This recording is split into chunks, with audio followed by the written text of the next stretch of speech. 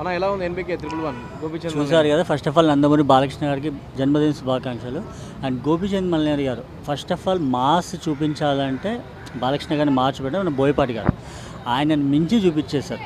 And డార్క్నెస్లో చూపెట్టాలంటే మనకి మన ప్రశాంత్ నీల్ గారు అంటాం, అంటే డార్క్నెస్ కేజీఎఫ్ కానీ మన సల్లార్ కానీ ఇవన్నీ.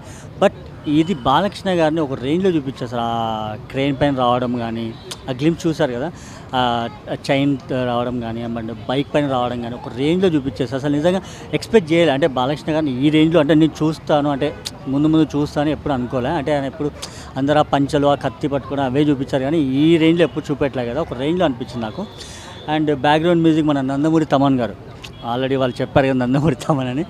నందమూరి తమన్ గారు మామూలుగా లేదు, బ్యాక్గ్రౌండ్ మ్యూజిక్ అసలు ఒక రేంజ్లో చూపించేశారు. అండ్ ఈ సినిమా నాకు తెలిసి నిజంగా చెప్తున్నా ఒక బాలకృష్ణ గారికి తీసిన మాస్ సినిమాలలో ద బెస్ట్ మూవీ, అంటే ఒక రేంజ్లో ఉండబోతుందని నేను అనుకుంటున్నాను.